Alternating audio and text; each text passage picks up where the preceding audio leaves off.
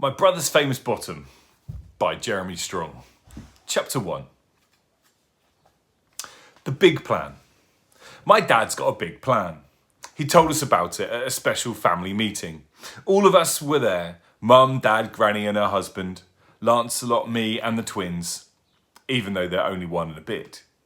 Dad banged a spoon on the table to get our attention and made his announcement. We need a big plan, he told us. A big plan, dear, said Granny. She's a bit deaf and gets the wrong idea sometimes. What kind of flan? Strawberry? I like strawberry flan as long as it's got gooseberry or mermaid. Granny pulled a face. Mermaid flan is horrible. I stared at Granny. What was she going on about? It's nothing to do with flans, shouted Dad. I said we need a big plan.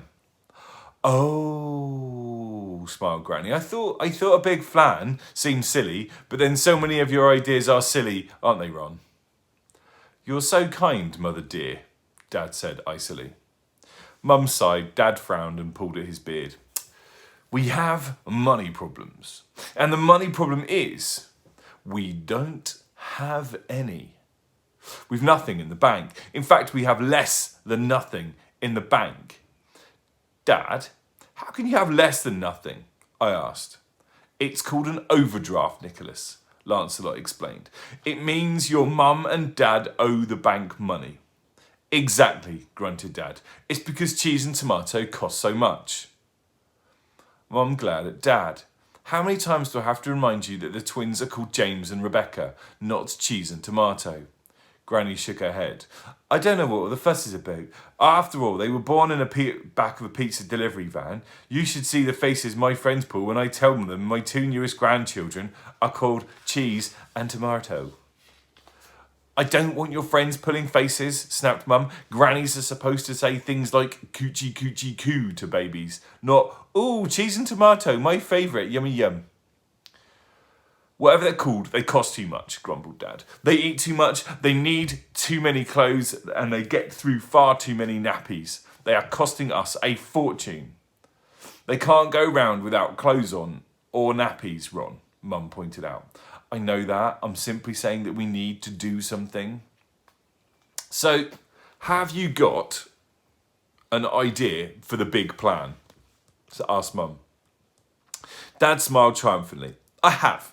In fact, I have thought of several ways we can either make money or save money. No wonder Mum looked worried. Dad's plans for anything unusually led to trouble.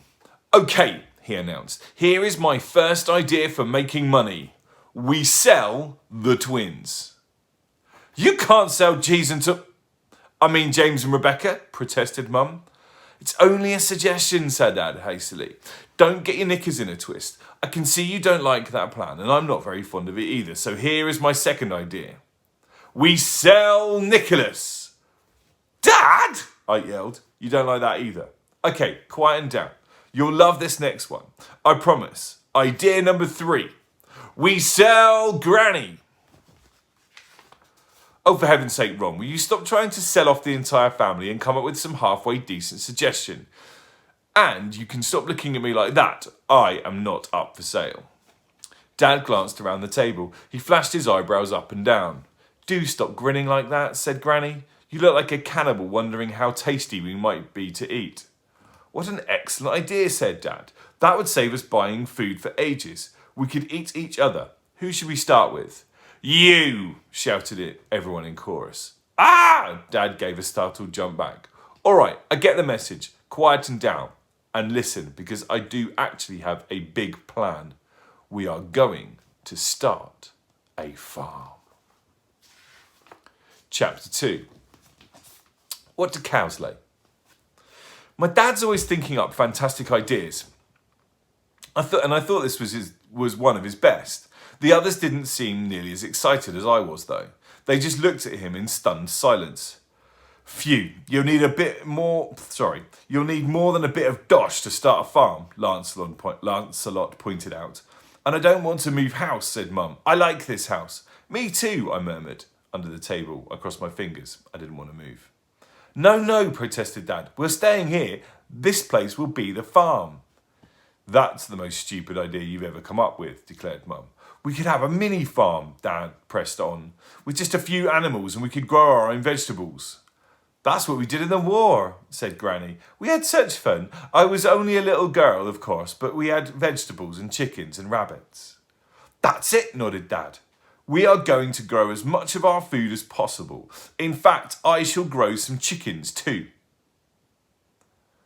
Mum rolled her eyes. You can't grow chickens? Yes, you can, said Dad. You plant eggs and they grow into chickens. And you have to pick them before their legs get too long and they run away. See, I said Dad has fantastic ideas. He's great. Anyhow, Dad went on, the chickens will lay lots of eggs and we could have a cow. What do cows lay, Brenda?